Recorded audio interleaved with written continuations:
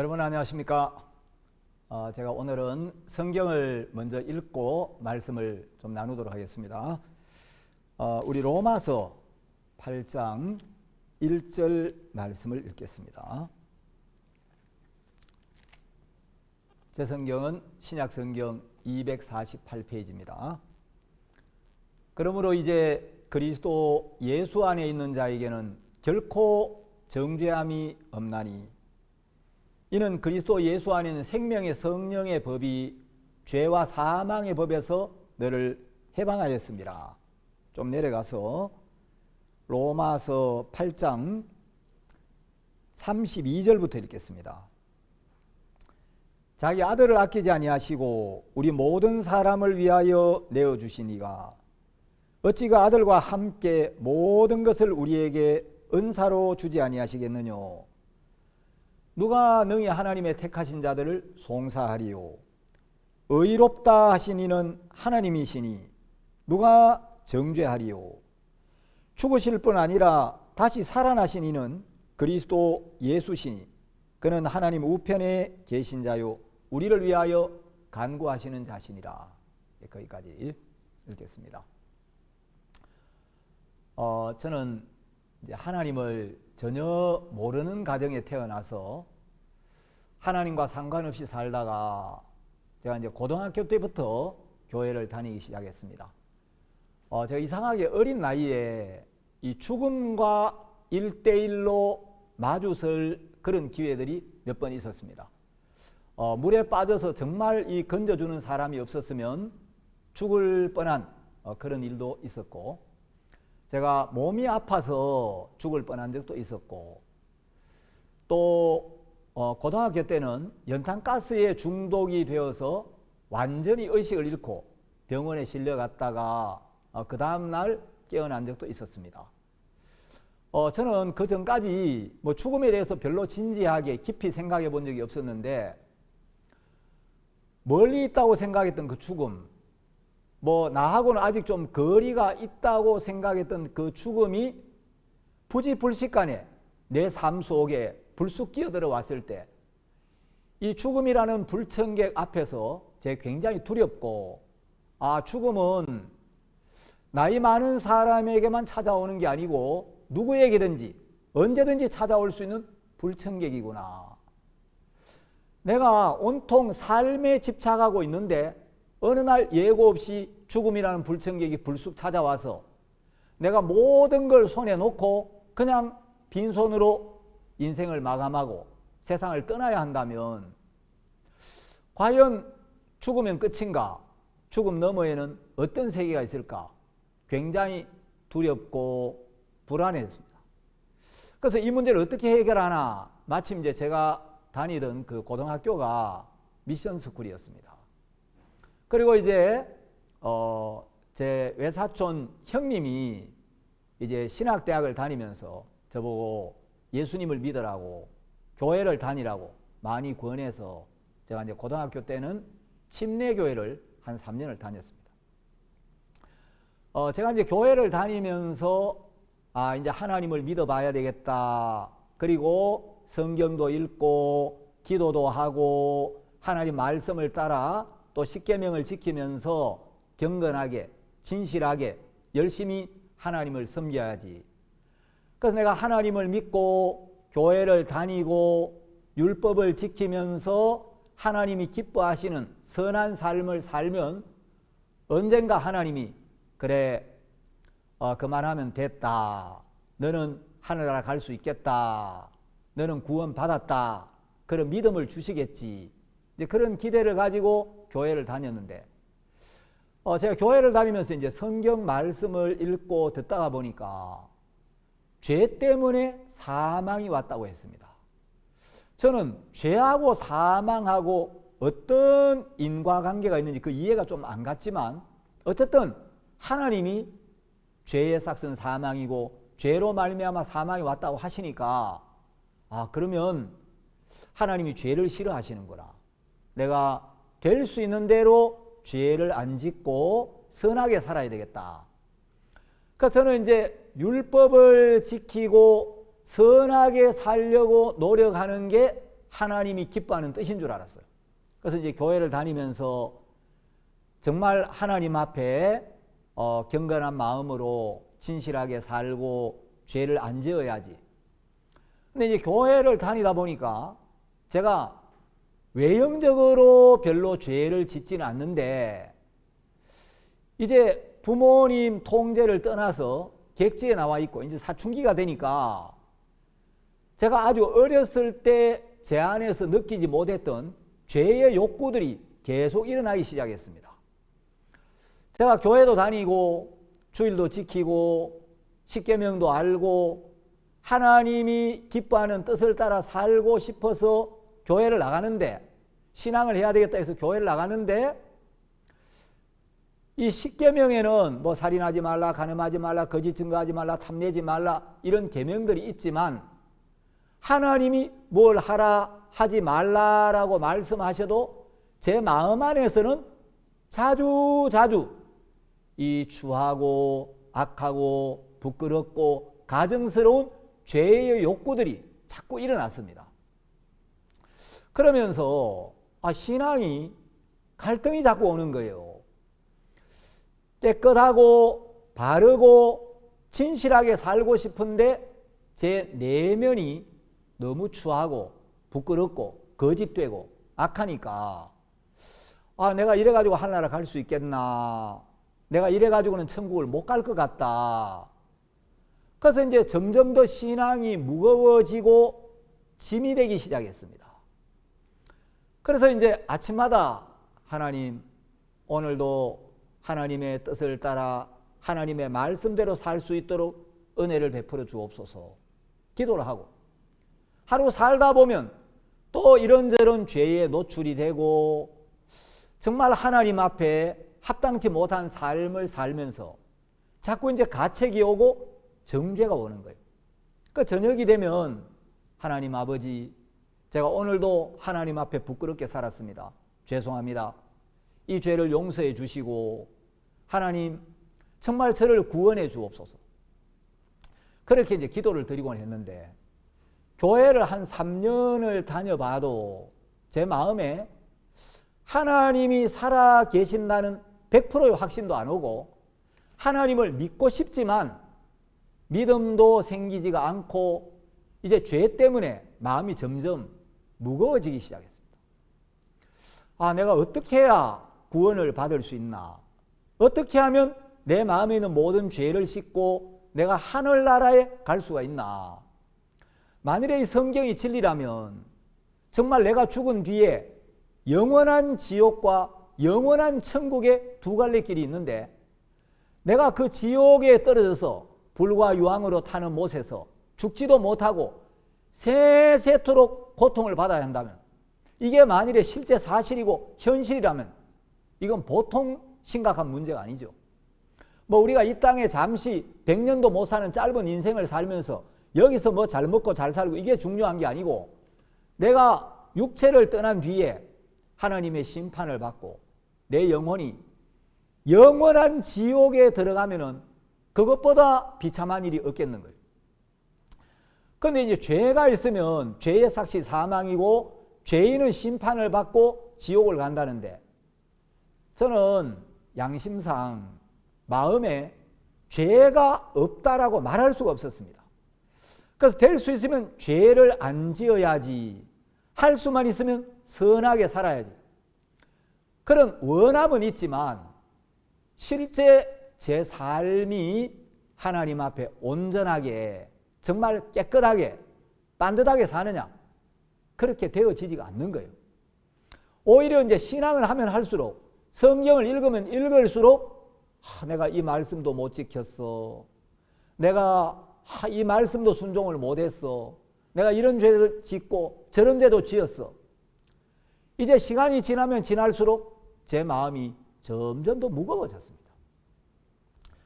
이거 어떻게 해야 되나, 내가 열심히 부족해서 그러나, 간절함이 부족해서 그러나, 내가 정말 어떻게 해야 하나님의 은혜를 입을 수 있나. 그리고 또 죄의 유혹 앞에 마음이 무너지면 난 왜 이렇게 의지가 약하지, 난 왜 이렇게 각오를 해도 진짜 작심삼일이라는 말씀처럼 나는 며칠도 못 가고 또 죄의 유혹에 빠지고 또 죄 때문에 마음에 이렇게 가책을 느껴야 하나. 그래서 이제 고등학교를 졸업하고 대학을 들어가면서부터 교회를 한번 옮겨봐야 되겠다. 그래서 이제 대학을 들어가면서부터 장로교회를 다니기 시작했는데, 뭐 제가 장로교회를 다녀보니까 장로교회나 감리교회나 뭐 별 큰 차이는 없었습니다. 그리고 이제 제가 교회를 다닌 지 12년째 되던 해에 저희들 교회를 만나서 복음을 듣게 됐습니다. 여름 수양회를 참석했는데 1985년 8월 1일 오전에 이 수양회에서 복음을 전해 주시는 그 복음 전담 목사님께서 이제 많은 말씀을 전해 주셨는데 그날 8월 1일 오전이었습니다. 로마서 4장 4절과 5절 말씀을 쭉 설명해 주셨습니다. 근데 그 로마서 4장 5절 말씀을 듣는데 그래서 내가 의롭구나. 내 죄가 예수님의 은혜로 십자가에서 온전히 씻어졌구나. 그 믿음이 오게 됐습니다. 로마 4장 5절은 일을 아니할지라도 경건치 아니한 자를 의롭다 하시는 이를 믿는 자에게는 그의 믿음을 의로 여기시나니. 여러분, 성경은 하나님의 약속입니다. 여러분, 하나님은 절대로 거짓말 하시지 않습니다. 하나님의 모든 말씀은 진리인데 로마서 4장 5절에는 일을 아니할지라도, 자, 그 말은 우리의 어떤 선한 행위나 우리가 노력한 것이 없어도 이 말입니다. 자, 로마서 4장 5절은 일을 아니할지라도 이렇게 되어 있는데, 요게 이제 로마서 6절에는 일한 것이 없이 이렇게 표현이 되어 있습니다. 내가 아무 노력한 것이 없어도, 내가 선한 행위를 전혀 하지 않았을지라도 경건치 아니한 자를, 여러분, 경건치 아니한 자가 중국어 성경에는 죄인이라고 번역이 되어 있고 영어 성경에는 언가들리 하고 되어 있는데, 이 언가들리는 믿음이 없는, 신앙심이 없는, 죄 많은, 사악한, 이렇게 설명이 되어 있습니다. 자, 내가 아무 일한 것이 없고 내가 하나님 앞에 뭐 내세울 만한 아무 일한 것도 없고 경건치 아니한 자, 경건치 않은, 믿음도 없고 죄도 많고. 자, 저는 항상 제 신앙의 문제가 내가 하나님 앞에 은혜를 입으려면 뭐 40일 금식을 한번 하든지 막 몇 날 며칠 철야 기도를 하든지 뭔가 하나님 앞에 막 진실하게 뜨겁게 간절하게 구하고 뭘 좀 해야 은혜를 입는 줄 알았어요. 근데 성경은 일을 아니할지라도 경건치 아니한 자를, 여러분, 경건치 않다는 건 믿음도 없고 죄가 많고, 언가들리의 뜻이 믿음이 없는, 죄 많은, 이런 뜻으로 사전에 설명이 되어 있습니다. 전 늘 하나님 앞에 나갈 때마다 마음에 걸리는 문제가 난 믿음이 없어. 그리고 죄를 너무 많이 지었어. 너무 부끄럽게 살았어. 난 죄가 너무 많아. 항상 믿음이 없는 거, 죄가 많은 거, 여기에 마음이 걸려 있었는데 하나님의 말씀에는 내가 일한 것이 없고 경건치 아니할지라도, 믿음도 없고 죄를 많이 지었을지라도 그럼에도 불구하고 그런 나를 의롭다 하시는 이. 자, 나를 의롭다 하시는 이가 누구냐? 아까 우리가 읽은 로마서 8장 33절에 보면 의롭다 하신 이는 하나님이시니 나를 의롭다고 약속하시고 나를 의롭다고 보증하시는 분이 하나님이라는 거예요. 자, 그래서 나는 일한 것도 없고 경건치도 아니한데 그럼에도 불구하고 하나님은 그런 나를 향하여 의롭다라고 말씀하셨다는 거죠. 여러분, 실제로 우리 죄가 있는데 의롭다라고 하나님이 봐주신다면 하나님은 불의한 재판장이 되고 하나님은 거짓말쟁이가 되겠죠. 그럼 하나님이 경건치 아니한 나를 의롭다 하실 때는 나를 의롭다고 말할 수밖에 없는 근거를 가지고 의롭다고 하신다는 거죠. 죄가 있는데 의롭다고 봐주는 게 아니고 실제로 죄가 없기 때문에 의롭다고 하신다는 거죠. 그러면 나는 아무 일한 것도 없는데, 아무 노력한 것이 없는데, 아무 선한 일도 안 했는데, 그리고 믿음도 없고 죄가 많은데 왜 하나님은 그런 나를 의롭다 하시는가? 나를 의롭다고 하시는 근거가 뭔가? 로마서 5장에 그게 기록이 되어 있습니다. 로마서 5장 6절에 보면 그리스도께서 경건치 않은 자를 위하여 죽으셨도다. 자, 나는 경건치 않은데 경건치 않은 나와 의롭다는 하나님의 말씀 사이에 경건치 않은 나를 위하여 십자가에 못 박혀 죽은 그리스도가 있기 때문에, 그리스도께서 흘리신 피가 있기 때문에, 그리스도의 희생이 있었기 때문에, 그 십자가에서 내 모든 죄가 씻어졌기 때문에 하나님은 십자가에 흘려진 예수님의 피를 보시고 그 예수님의 십자가의 죽음을 보시고 이제 너는 의롭다. 죄가 사해졌다. 네 모든 죄가 씻어졌다. 그래서 우리를 의롭다 하시는 거예요. 그래서 나는 일한 것도 없고 경건치 아니한데 그런 나를 의롭다, 죄가 없다, 깨끗하다 하시는 하나님을 믿기만 하면 하나님 그의 믿음을 의로 여기시나니. 여러분, 아무 하나님이나 믿는다고 하나님이 그걸 의로 여겨주는 게 아니고 내 모든 죄를 씻어주시고 나를 의롭다고 말씀하시는, 내 죄가 없다고 말씀하시는 그 하나님을 믿을 때 의롭다 하시는 하나님을 믿는 자에게는 그 믿음을 의로 여기신다는 거죠. 여러분, 제가 이제 의인이다라고 이야기를 하면 사람들은 이 의인이라는 개념을 잘 이해를 못 해가지고 목사님, 그럼 목사님 죄 안 짓습니까? 왜 죄를 안 지어요? 죄를 지을 때가 있죠. 죄를 짓는데 어떻게 의인입니까? 죄를 짓는데 어떻게 의롭다고 할 수가 있습니까? 예, 저는 죄를 많이 지은 적도 있고 또 지금도 죄를 지을 가능성을 가지고 있습니다. 앞으로도 뭐 제가 죄를 전혀 안 짓고 살 자신은 없어요.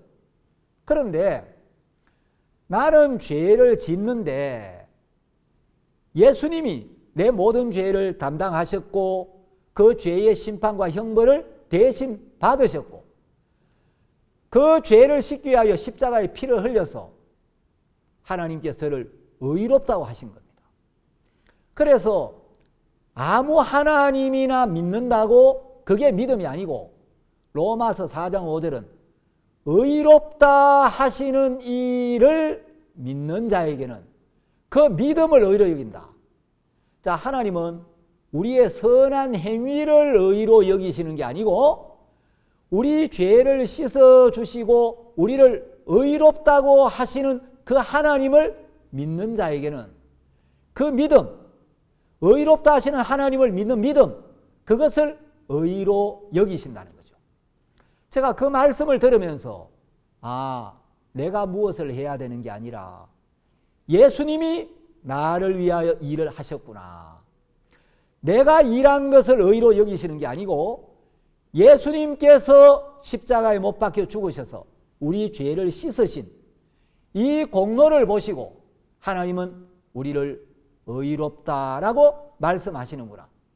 그래서 우리가 의인이라는 말은 죄를 안 짓는 사람이 되었다라는 의미가 아니고 우리가 죄를 짓지만 예수님께서 그 모든 죄를 십자가에서 해결하셨기 때문에 십자가의 피로 그 모든 죄를 씻으셨기 때문에 하나님은 우리를 의롭다, 죄가 없다 이렇게 약속을 하신 겁니다. 그래서 여러분, 하나님께서 실제로 예수님을 통하여 우리를 의롭게 해놓고 우리가 실제로 의롭게 되었기 때문에 의롭다라고 말씀하시는 거예요. 제가 한 번은 서울에 무슨 행사가 있어서 다녀오다가 이제 과속을 해가지고 스티커를 하나 끊겼어요. 어느 날 이제 저한테 스티커가 하나 날아왔는데 이게 뭐지? 여러분 잘 보이실지 모르겠습니다만 여기 이제 제 차 사진이 석 장이나 찍혀 있고 제가 도로교통법을 어겨서 과태료 5만 원을 내야 된다는 고지서가 왔습니다. 그래서 제가 이제 그날 어떻게 도로가 오늘 차도 안 막히고 차가 잘 빠지네 하고 기분 좋게 왔는데 얼마 후에 이 스티커가 날아온 거예요. 그래서 제가 이제 스티커를 보고 어쩐지 그날 막 차가 잘 빠진다 해가지고 신나게 밟았더니 아이고 그날 내가 과속했었구나. 저는 도로교통법을 어기는 줄도 모르고 막 달려왔는데 여러분 제가 알고 모르고 제가 인식을 하고 안 하고 이게 중요한 게 아니고 감시 카메라에 딱 찍힌 거예요. 레위기 4장에 보면 우리가 부지 중에 죄를 범하여도 벌을 받는다 그랬습니다. 여러분 내가 도로교통법을 어겼다는 걸 알고 모르고 내가 알고 모르는 게 중요한 게 아니고 하나님의 감시 카메라에 딱 찍힌 거예요. 저는 잘 왔다고 생각해도 도로에 있는 감시 카메라에 과속으로 딱 찍혀가지고 증거가 딱 있으니까 제가 인식을 못해도 죄인인 거예요. 그래서 이제 이 고지서를 보면서 그날 내가 서울 갔다 오는 길에 맞아 그쪽 길로 왔어. 그러니까 이제 고지서를 보고 있는데 우리 교회 어떤 형제님이 왔어요. 목사님, 그건 뭡니까? 내가 그 얼마 전에 서울에 행사 때문에 한번 갔다 왔잖아요. 갔다 오다 그날 과속을 해가지고 이 스티커 하나 날아왔다고. 우리 형제님, 목사님, 그거 저 주십시오. 제가 내드리겠습니다. 법은 내가 어기고 죄는 내가 지었는데 이거 내가 내야죠. 목사님, 저 주십시오. 목사님 무슨 돈이 있습니까? 목사님이 술을 마시러 가다가 죄를 지었습니까? 목사님이 바둑 두러 가다가 이걸 어긴 것도 아니고 목사님 복음의 일 하다가 이 본의 아니게 이랬는데 주십시오. 제가 내드릴게요. 여러분 형제님이 제가 내드릴게요 한다고 제가 덥석 염치 없이 그럼 형제님 내세요. 그럴 수가 없잖아요. 저는 형제님이 목사님 그거 제가 내드리겠습니다. 주십시오 할 때 제가 형제님 법은 내가 어기고 죄는 내가 지었는데 내가 내야지요. 그렇게 말해도 형제님이 한 번 뱉은 말을 다시 안 주워 담을 거라는 믿음이 있었어요. 그런데 이제 한번 제가 빼본 거죠. 아닙니다. 제가 잘못한 건데 제가 내야죠. 형제님, 목사님 주십시오. 그리고 이제 형제님이 그 과태료를 내고 한 며칠 뒤에 영수증을 하나 가져왔어요. 그래서 제 이름이 적힌 날짜, 그 다음에 그 돈을 낸 은행 지점, 담당자 이름, 그리고 이제 벌금 액수, 그리고 이제 죄목이 뭔지 세목명 해가지고 이걸 가져왔습니다. 자, 여러분. 제가 죄를 지은 증거도 분명히 있습니다. 법을 어기고 죄를 지은 증거도 확실하게 있고, 제가 죄를 지은 것이 확실한 사실인 것만큼 제 죄값이 지불된 것도 확실한 사실이에요. 자, 나라에서는 이 죄값을 누가 냈느냐는 따지지 않습니다. 누구의 죄값을 냈느냐를 보지, 누가 죄값을 냈냐? 제가 직접 내든, 우리 교회 성도가 대신 내든, 제 아내가 내든, 제 친구가 내든, 제가 지은 죄에 대한 값을 지불하면 되는 거지. 나라에서는 누가 내느냐 이건 안 따져요. 여러분, 제가 분명히 법을 어기고 죄를 지었지만 그 죄의 값을 지불하고 나면 그 죄는 없어지는 거예요. 그 죄는 끝난 거예요. 죄를 하나도 안 지은 것과 똑같은 상태가 되는 거죠. 자, 우리는 전부 죄를 지었고 율법을 어겼고 하나님 앞에 불순종했고 악하게 살았고 부끄럽게 살았습니다. 그래서 우리는 죄의 벌을 받아야 하고 심판을 받아야 하고 영원한 지옥에 가야 하는데, 하나님이 우리를 사랑하셔서 우리를 살리시기 위하여, 우리를 구원하시기 위하여 구원의 계획을 세우시고 우리 영혼을 생각하시고 구원자 당신의 아들 예수 그리스도를 2000년 전 이 땅에 보내셨습니다. 그리고 그 예수님에게 우리의 모든 죄를 담당시키셨습니다. 예수님에게 우리가 과거에 지은 죄나 오늘 지은 죄나 앞으로 지을 죄뿐만 아니라 온 인류의 모든 죄, 우리가 마음으로 품은 죄, 행동으로 범한 죄, 내가 볼 때 너무 부끄럽고 너무 악해서 너무 자주 지었기 때문에 이런 죄는 용서가 안 될 거야 하는 그 죄까지 하나님은 전 인류의 모든 죄를 예수님에게 담당을 시키셨습니다. 그래서 이사야 53장 6절에 우리는 다 양 같아서 그릇 행하여 각기 제 길로 갔거늘 여호와께서는 우리 무리의 죄악을 그에게 담당시키셨도다. 자, 여러분 이사야 53장 6절의 앞부분은 우리 인생들이 하나님 앞에서 한 일을 한마디로 딱 표현한 겁니다. 우리는 다 예외 없이 양 같아서 그릇 행하여, 우리는 다 그릇 행했고 다 죄를 지었고 다 말씀을 떠났고 다 하나님을 떠났고 다 악하고 부끄러운 삶을 살았다는 거죠. 그런데 이사야 53장 뒷부분은 그런 우리를 위하여 하나님이 하신 일을 기록해 놓은 겁니다. 여호와께서는, 우린 다 죄를 지었는데 여호와께서는 우리 무리의 죄악을 그에게 담당시키셨도다. 자, 우리의 모든 죄를 예수님께 담당시키고 예수님이 그 죄에 대한 책임을 지고 예수님이 그 모든 죄의 문제를 해결하시고 예수님이 그 모든 죄를 씻도록 예수님에게 그 죄를 담당을 시키신 거예요. 그래서 실제로 우리의 모든 죄가 예수님께 담당이 되었고 예수님께 그 죄가 넘어갔기 때문에 예수님이 그 죄의 삭신 사망을 지불해야 했고, 그래서 예수님은 우리 인간들의 죄 때문에 십자가에 못 박혀 죽어야 했습니다.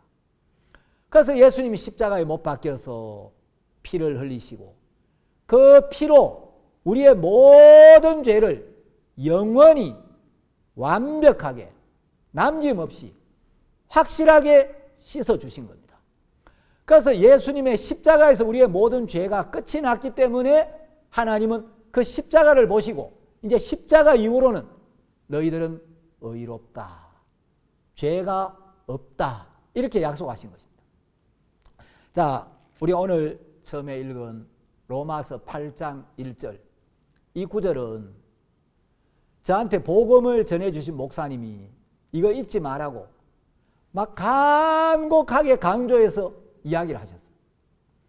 그러므로 이제 그리스도 예수 안에 있는 자에게는 결코 정죄함이 없나니, 자, 예수 안에 있는 자에게는 결코 죄를 인정하는 일이 없다.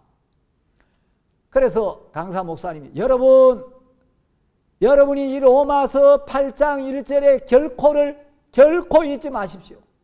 여러분, 세상에서 코 중에 제일 큰 코가 뭔 줄 아십니까? 세상에서 코 중에 제일 큰 코는 멕시코입니다. 멕시코. 그리고 세상에서 코 중에 제일 좋은 코가 무슨 코인 줄 아십니까? 로마서 8장 1절에 나오는 이 결코입니다. 결코. 결코라는 말은 천지개벽이 되고 하늘이 두 쪽이 나도 여하한 경우에도 이 말이죠. 그리스도 예수 안에 있는 자에게는 결코 정죄함이 없나니 어떤 경우에도 죄를 인정하지 않겠다는 겁니다. 예수님께서 십자가에 흘리신 피로 우리의 모든 죄를 영원히 씻었기 때문에 하나님은 이제 우리를 의롭다라고 약속하시고 이제 결코 정죄함이 없다. 자, 성경에 보면 이런 약속의 말씀들이 굉장히 많이 나옵니다. 여러분, 히브리서 10장 17절 말씀을 보면 하나님께서 이런 말씀을 하셨습니다. 또 저희 죄와 저희 불법을 내가 다시 기억지 아니하리라 하셨으니, 여러분, 하나님께서 이제 예수님께서 십자가에 못 박혀 죽으신 사실을 보시고 그날 후로 우리에게 새로운 약속을 하나 세우셨는데 이제 오늘부터는 저희 죄와 저희 불법을 내가 다시 기억지 아니하리라. 하나님은 우리의 모든 죄를 십자가의 피로 씻으셨고 우리 죄를 다시는 기억지 않겠다는 거예요. 자, 우리는 어떤 게 기억이 날 때도 있고 안 날 때도 있습니다. 그러나 하나님은 기억을 안 하시겠다면 하나님의 기억에서 영원히 지울 수 있는 능력이 있는 거예요. 우리는 어떤 걸 기억하고 싶다고 기억에서 떠올리고 기억하기 싫다고 기억에서 마음대로 지울 수 있는 능력이 없습니다.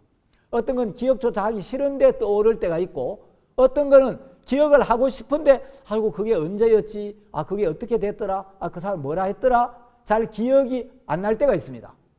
그런데 하나님은 전능자이기 때문에 하나님의 기억에서 영원히 지우기로 하시면 하나님 당신의 기억에서 우리 죄에 대한 기억을 영원히 없애버릴 능력이 있는 거예요. 그러니까 전능하신 하나님이죠. 그 하나님께서 저희 죄와 저희 불법을 내가 다시 기억지 아니하리라. 여러분 우리는 죄를 지은 기억이 있습니다.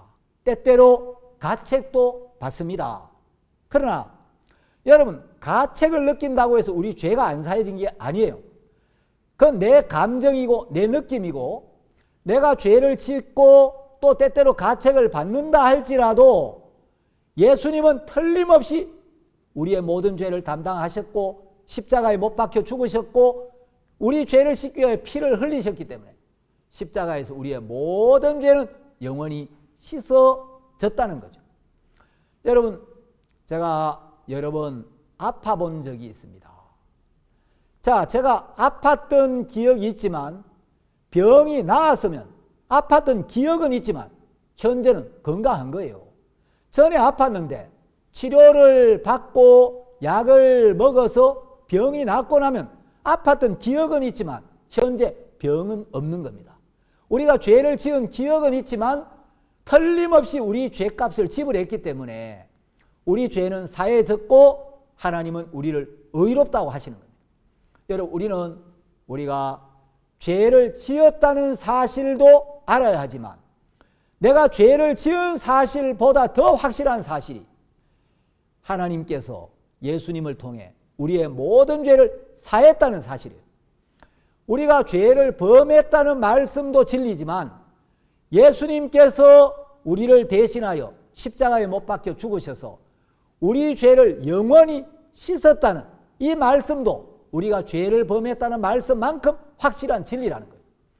그러니까 죄를 지은 자신만 바라보면 죄인이지만 우리 죄를 씻으신 우리 죄의 벌을 받으신 예수님의 십자가를 보고 또 그 십자가의 보혈의 능력을 증거하는 이 하나님의 말씀을 보면 확실히 우리 죄가 없는 거예요. 제가 오늘 좀 이제 요즘 잘 안 보이는 성경을 두 권 가지고 왔습니다. 여러분 이건 중국어 성경입니다. 한자로 이제 성경하고 돼 있는데 여러분 이 이제 중국어 성경 전부 이제 한자로 돼 있고 요거는 이제 한국어 성경입니다. 성경 전서. 근데 여러분 성경을 이 표지를 보면 중국어 성경이나 한국어 성경이 다 이제 검정색으로 돼 있죠. 그리고 가운데는 요즘 이제 이런 성이 잘 안 나오는데 저는 요즘도 이 빨간색 성경이 좀 많이 나왔으면 좋겠다 싶은데 요 빨간색이 있습니다. 그리고 안에 있는 바탕색은 흰색이죠. 여러분 이 성경의 표지의 이 색깔 이건 아주 중요한 의미를 가지고 있습니다. 성경학자들이 왜 성경 표지의 색깔을 이렇게 검게 했느냐? 여러분 이 검은색은 바로 우리 마음에 있는 검은 죄를 의미하고 있습니다. 찬송가에 보면 먹보다도 더 검은 죄로 물든 이 마음 이런 가사가 있습니다. 먹보다도 더 검은 죄로 물든 이 마음. 복음의 시작은 우리가 죄인이라는 걸 깨우쳐 주는 겁니다. 우리가 죄인이고 이 죄의 결과로 심판과 형벌을 받고 영원한 지옥을 가게 된다. 그런데 이제 죄를 씻어야 되는데 어떻게 죄에서 벗어나냐? 여러분 죄는 기도한다고 고백한다고 착하게 산다고, 괴로워한다고, 자신을 학대한다고, 착한 일 많이 한다고 죄가 없어지는 게 아닙니다. 여러분, 내가 죄를 고백하고 회개해야 하지만, 그러나 고백이나 회개가 죄를 씻는 건 아닙니다. 여러분, 인간은 절대로 죄를 씻을 능력이 없습니다. 인간은 죄를 지을 수 있지만 죄를 해결할 능력이 없는 거예요. 죄를 해결할 수 있는 능력은 예수 그리스도에게만 있습니다. 예수님이 우리 죄를 씻어야 씻어지는 거고, 예수님이 우리를 의롭게 해야 우리가 의롭게 되는 거지, 우리의 어떤 노력으로도, 우리의 어떤 방법으로도 우리는 우리 자신을 의롭게 할 수 없고 우리의 죄를 해결할 수가 없습니다. 그래서 예수님이 2000년 전 이 땅에 오셔서 우리의 모든 죄를 지시고 그 죄의 벌을 대신 받기 위하여 십자가에 못 박혀 피를 흘리고 돌아가셨는데, 성경은 그 피가 우리의 모든 죄를 씻었다는 거죠. 자, 요한 1서라는 성경이 있습니다. 요한 1서 1장 7절에 보면, 저가 빛 가운데 계신 것 같이 우리도 빛 가운데 행하면 우리가 서로 사귐이 있고 그 아들 예수의 피가 우리를 모든 죄에서 깨끗하게 하실 것이요. 자, 여러분, 우리를 모든 죄에서 깨끗하게 하는 능력은 그 아들 예수의 피에 있다는 거죠. 그 아들 예수의 피가 우리를 모든 죄에서 깨끗하게 한다는 거죠. 그래서 우리의 죄를 씻는 능력은 우리 자신의 노력이나 우리 자신의 방법에 있는 게 아니라 예수님이 흘리신 피에 있습니다. 그래서 여러분, 찬송가 보면 나의 죄를 씻기는 예수의 피밖에 없네, 이런 찬송들이 굉장히 많죠. 자, 그래서 우리는 본래 죄인이었는데 예수님이 십자가에 흘리신 피로 우리의 모든 죄가 영원히 완벽하게 씻어졌기 때문에 하나님은 이제 우리가 의롭다, 깨끗하게 되었다, 거룩하게 되었다.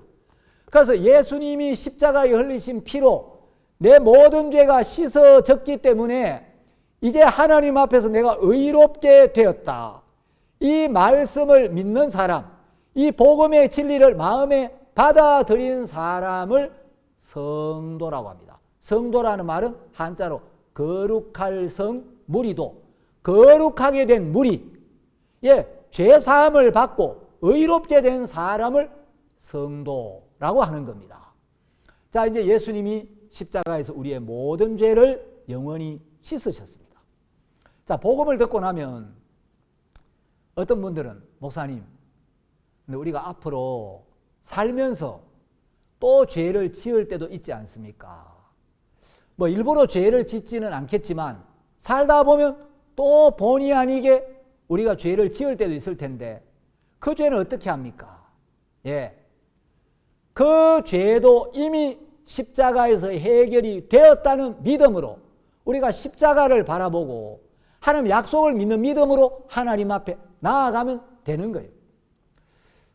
제가 우리 이제 경인 지역에 같이 사역하는 한 목사님이 있는데, 제가 강원도에 있을 때 그 목사님 아들이 우리 학교에 입학을 했어요. 이 목사님이 군무원으로 오래 있었는데 구원을 받고 복음이 너무 귀하구나, 나도 남은 인생 정말 헛되이 살고 싶지 않고 이 귀한 복음, 정말 이 아름다운 복음, 이 복음을 위해 살고 싶다. 그래서 이제 우리 신학교에 오려고 하는데 직장도 정리하고 퇴직금을 받았어요. 그래서 신학교에 오면, 우리 신학교는 뭐 이론을 배우는 데가 아니고 믿음의 삶을 배우는 데인데, 이제 우리 생활에 필요한 모든 것은 기도해서 하나님께 응답받아서 믿음으로 사는 삶을 배우는데, 이제 아이가 고등학교 입학할 때가 됐는데, 야, 내가 신학교 가면 졸업할 때까지 아무런 벌이도 없는데, 야, 이 아이 학비를 어떻게 하나, 이 아이 3년 동안 학교 학비가 꽤 들 텐데, 그래가지고 학교 측에 전화를 한 거예요. 제가 이제 그 교회에 가기 전이었는데 학교에다가 전화를 해가지고 교장 선생님하고 상담을 했어요. 교장 선생님, 제가 이제 직장을 그만두고 복음을 위해서 신학교를 가려고 하는데 우리 아이 학비를 3년치를 입학할 때 한꺼번에 다 내고 학비뿐만 아니라 우리 아이가 학교에 들어가서 졸업할 때까지 필요한 모든 비용, 뭐 학비, 식비, 수학여행비, 만일에 혹시 뭐 아파가지고 병원에 갈 일이 있을 때 그 병원에 갈 예비비, 또 뭐 앨범비, 하여튼 뭐 등등 그 학교 입학에 졸업할 때까지 필요한 모든 비용을 계산해가지고 미리 저한테 얼마 정도가 필요합니다. 주시면 제가 그걸 선불로 내고 들어가겠습니다. 그러시라고. 그래가 이제 계산을 해가지고 학비를 얼마를 냈어요. 자, 다른 학생들은 매달 식비를 내고 다른 학생들은 3개월에 한 번씩 공락금을 내는데 이 학생은 매일 밥을 먹는데 밥값은 안 내는 거예요. 이 학생은 공부를 하는데 수업료를 안 내요. 수학여행을 하는데 여행비도 안 내요. 뭐 하여튼 수영 강습도 가고 뭐 태권도도 배우고 여러 가지 뭐 야외 활동도 하고 현장 학습도 하고 많은 일을 하는데 많은 걸 배우는데 비용이 드는데 돈은 하나도 안 내는 겁니다.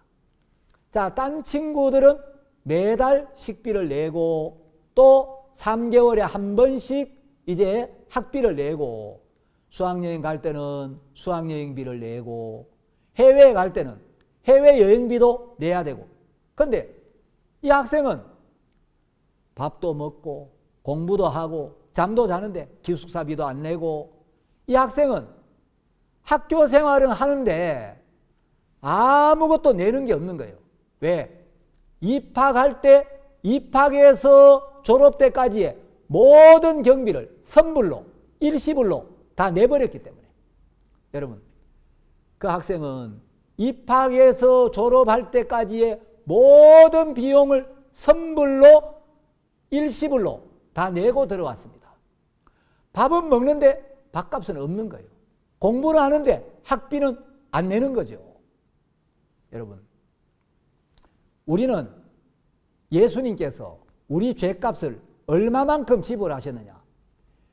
인생 입학해서 인생 졸업할 때까지 이 인생학교에 입학해서 인생학교 졸업할 때까지 여러분 뭐 유명한 어느 나라 사회학자가 요람에서 무덤까지 뭐 베브리치인가 그런 사람이 그런 이야기 했죠. 요람에서 무덤까지 예수님은 내가 태어나서 죽을 때까지의 모든 죄값을 일시불로 십자가에서 선불로 다 지불하신 거예요. 예수님께서 내가 태어나서 죽을 때까지 짓는 모든 죄값을 십자가에서 다 지불하고 가셨기 때문에 하나님은 우리를 보실 때 우리가 죄를 지어도 실수를 해도 허물이 있어도 육신적인 게 나타나도 하나님은 그 죄값을 받았어. 그 죄값이 지불됐어. 그 죄가 해결됐어. 그래서 너는 의로워. 네가 죄를 지어도 육신적인 게 나타나도 너는 여전히 의롭고 깨끗해. 이렇게 말씀을 하시는 겁니다. 여러분 제가 고등학교 다닐 때 자취를 했습니다. 그때는 연탄 불을 뗐어요.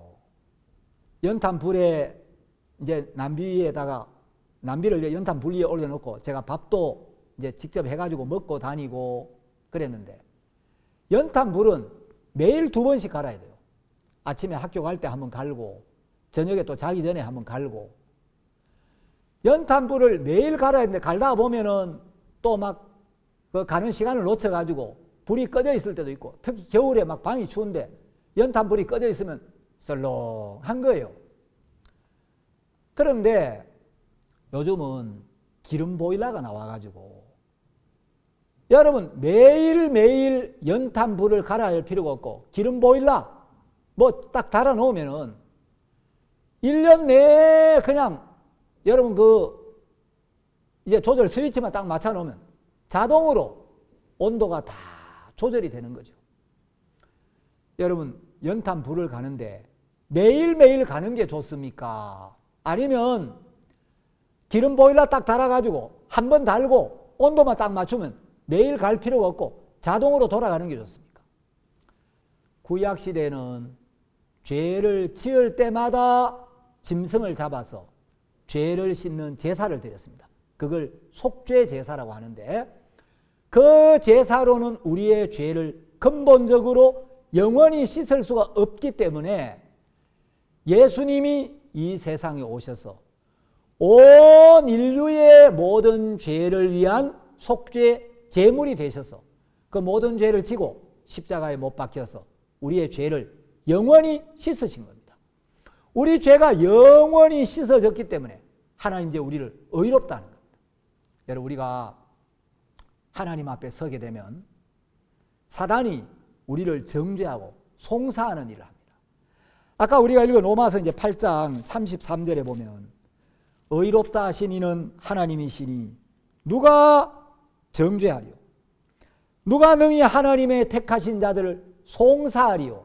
송사라는 말은 고소한다는 말입니다. 법정 용어죠. 자, 누가 능히 하나님의 택하신 자들을 송사하리요? 자, 우리를 정죄하고 우리를 송사하는 자는 사탄, 마귀밖에 없습니다. 모든 정죄와 모든 송사는 마귀로부터 오는 겁니다. 누가 능히 하나님의 택하신 자들을 송사하리요? 의롭다 하신 이는 하나님이시니 누가 정죄하리요? 자, 여러분 사단이 우리를 막 송사를 하는 거예요. 고소를 하는 거예요. 사단은 고소자라는 이름을 가지고 있습니다. 자, 사탄은 늘 우리의 허물을 보고 우리 실수한 거, 우리 범죄한 거, 우리 악한 걸 보고 하나님, 저 이한교 목사가 목사라면서 세상에 저런 삶을 삽니다. 또 저런 생각을 합니다. 저런 죄를 지었습니다. 저게 목사 맞습니까? 저런데 의인입니까? 저런데 구원받았습니까? 저런 사람 지옥 가야 안 됩니까? 그런데 마귀가 우리를 송사할 때 여러분 이제 마귀의 송사만 듣고 하나님이 판결을 내리는 게 아니고 그 옆에 맞은편에 변호사인 예수님이 계시는 거예요. 자, 이제 예수님은 우리의 변호사입니다. 마귀는 최고의 검사예요.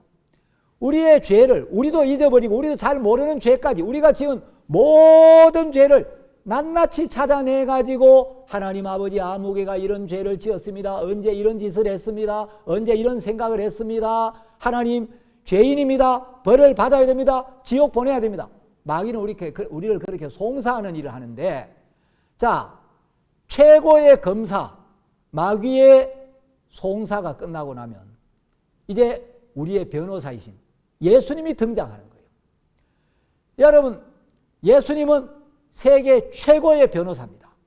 예수님은 마귀하고 붙어가지고 한 번도 진 적이 없는 승소율 100%를 자랑하는 최고의 변호사예요. 예수님이 하나님 앞에 이야기를 합니다. 하나님, 저 이한교 목사가 방금 마귀가 이야기한 그 모든 죄를 지었습니다. 마귀가 기소한 그 모든 죄를 지은 건 사실입니다.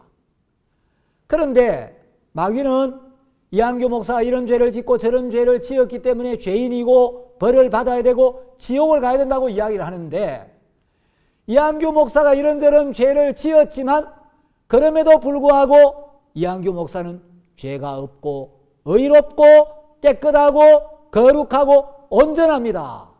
왜냐하면 이한교 목사가 지은 그 모든 죄의 값을 지불했기 때문입니다. 도로교통법을 어겼지만 도로교통법을 어긴 죄값을 지불하고 나면 과태료를 냈으면 그 죄는 끝이 나고 죄가 없듯이 이한교 목사가 죄를 지었는데 그 죄의 값을 지불한 증거를 가지고 왔습니다. 그리고 예수님이 두 손목에 못자국을 하나님 앞에 딱 제시하고 마귀한테도 딱 보여주는 거예요. 이한규 목사 죄를 지은 건 사실입니다. 그러나 이한규 목사가 죄를 지은 사실만큼 이한규 목사의 죄값이 지불된 것도 명확한 사실입니다. 그 증거가 제 이 두 손에 있는 못자국입니다. 그리고 저의 두 발에 있는 이 못자국, 그리고 제 허리에 있는 이 창자국입니다. 이한규 목사가 지은 바로 그 죄의 벌을 대신 받기 위하여 제가 십자가에 못 박혀서 피를 흘렸고, 제가 흘린 그 피로 모든 죄가 사해졌기 때문에, 그 모든 죄값이 지불됐기 때문에 이한규 목사는 의롭다고 판결하셔야 할 줄로 믿습니다. 그러면 재판장이신 예수님, 이사야 33장 22절에 보면 하나님은 우리의 재판장이시요 율법을 세우신 자라 그랬습니다. 하나님은 마귀의 송사도 듣고 예수님의 변호도 듣고 판결을 내린 겁니다. 그 판결문이 뭐냐? 로마서 8장 33절입니다. 누가 능히 하나님의 택하신 자들을 송사하리요? 의롭다 하신 이는 하나님이시니 누가 정죄하리요? 하나님이 그 아들까지 희생시켜서 우리의 죄를 씻으셨고, 그리고 우리를 의롭다고 판결하셨는데 누가 우리를 정죄하는가? 아닙니다. 하나님 그래도 죄인입니다. 누가 그렇게 이야기하는가? 그건 사탄, 마귀라는 거죠. 여러분, 예수님은 우리의 죄를 위하여 십자가에 못 박혀 죽으신 대속물도 되셨고, 예수님 우리의 속죄 제물도 되어주셨지만, 예수님은 부활하시고 살아나셔서 마귀가 우리를 정죄하고 참소하고 송사할 때 그 마귀의 모든 정죄와 참소를 무효로 만들어주는 우리의 능력 있는 변호사로도 우리 곁에 늘 살아계신다는 거죠. 그래서 예수님은 마귀하고 붙어서 한 번도 진 적이 없는 승소율 100%를 자랑하는 최고의 변호사인 거예요. 그러니까 네가 죄를 지었지. 그래, 네가 그래서 너를 신뢰하면 안 되는 거야. 그래서 너는 나의 은혜가 필요해. 괜찮아. 염려하지 마. 두려워하지 마. 그 문제 내가 해결해 줄게. 사탄의 송사 내가 막아줄게. 네 죄 십자가에 다 처리했어. 십자가를 바라봐. 그리고 사탄의 정죄는 내가 상대해 줄게. 그래서 사탄이 우리를 정죄하고 송사할 때 우리가 맞서야 하는 게 아니라 우리의 능력 있는 변호사, 우리의 죄를 위한 대속자도 되시고, 우리의 사단의 송사로부터 우리를 지켜주고 막아주는 변호사로도 계시는 예수님을 바라봐야 한다는 것이죠. 자, 요한복음 5장 한 절을 읽고 마치겠습니다. 요한복음 5장 24절에 보시면, 내가 진실로 진실로 너희에게 이르노니 내 말을 듣고 또 나 보내신 이를 믿는 자는 영생을 얻었고 심판에 이르지 아니하나니 사망에서 생명으로 옮겼느니라. 자, 여러분, 예수님께서 진실로 진실로 약속을 하셨습니다. 예수님의 말씀을 듣고, 여러분 다 들었죠? 듣는 건 돈 드는 것도 아니고 힘 드는 것도 아니고 귀만 열어놓으면 돼요. 예수님께서 십자가에서 우리의 모든 죄를 씻으셨다는 이 분명한 진리를 여러분 다 들었습니다. 이걸 듣고 예수님이 우리를 의롭게 하셨다는 말씀을 듣고 또 예수 그리스도를 보내신 그 하나님을 믿는 자는, 여러분 믿음이란 건 다른 게 아니고 예수님이 우리를 위해 하신 일, 예수님이 하신 말씀을 듣고 마음에 믿는 거예요. 그래서 우리의 죄를 씻으시고 그 피로 영원한 속죄를 이루신 예수님을 믿는 자는 세 가지 약속이 있습니다. 첫 번째, 영생을 얻었고, 앞으로 영생을 얻어야 하는 게 아니고 듣고 믿는 순간 영생을 얻었고, 요한복음 6장 47절에도 진실로 진실로 너희에게 이르노니 믿는 자는 영생을 가졌나니, 여러분 이 복음을 믿는 순간 이미 여러분에게 영생이 주어졌고 믿는 자는 영생을 가졌다. 그래서 복음을 듣고 믿는 자는 영생을 얻었고, 두 번째, 심판에 이르지 아니하나니, 당연하죠. 예수님이 나를 대신하여 심판을 받고 가셨는데 내가 또 심판받을 필요가 없죠. 여러분, 예수님이 십자가에서 나를 대신하여 심판을 받으셨는데 내가 또 심판받아야 한다면 예수님이 뭐 때문에 십자가에 못 박힙니까? 우리 형제님이, 자, 제가 도로교통법을 어겼습니다. 죄를 지었는데 그 죄값을 갚고 영수증을 가져왔어요. 근데 내가 또 벌금 내야 할 필요가 있습니까? 없습니다. 그래서 여러분, 우리나라 법에는 일사부재리의 원칙이라는 게 있어.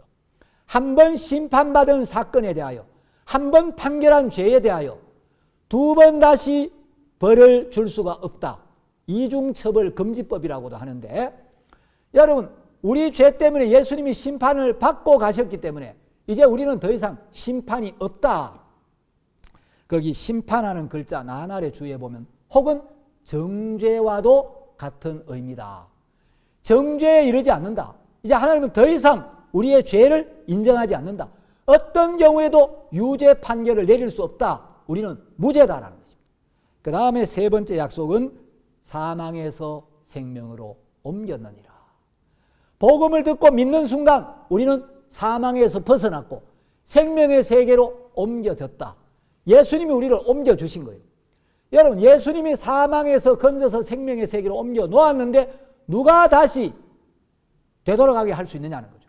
아무도 그렇게 할 수가 없는 것입니다. 이것이 성경이 말하는 복음입니다. 예수님이 여러분을 의롭게 하신 이 은혜에 감사하면서 이 약속을 믿고 이 복음을 모르는 사람들에게 여러분이 복음을 전하면서 더 많은 사람들을 주님 앞으로 인도하면서 하나님의 은혜를 맛보는 여러분이 되시기를 바랍니다. 기도하겠습니다. 하나님 아버지, 감사합니다. 죄악 가운데서 죽을 수밖에 없는 우리를 사랑하셔서 우리를 대신하여 그 부끄럽고 고통스러운 십자가에 못 박혀 주님의 거룩한 피를 흘려주시고 그 피로 우리를 영원히 의롭게 하시고 우리의 영원한 생명을 주시며 하나님의 영광스러운 자녀가 되는 이 은혜를 베푸시고 이제 우리가 죄 사함을 받으면 성령이 우리 마음에 임하셔서 영원히 우리와 함께 하시며 우리를 인도하시고 우리를 도우시고 지키시고 가르치시고 또 정말 우리를 이끌어 주시겠다고 약속하셨습니다. 이번에 이 복음을 듣고 구원받은 많은 분들이 이제 거듭난 교회의 인도를 받으면서 남은 삶 주 안에서 복되게 살 수 있도록 은혜를 베풀어 주시기를 바랍니다. 예수님의 이름으로 기도드렸습니다. 아멘. 감사합니다. 여러분 그동안 수고하셨습니다. 안녕히 계십시오.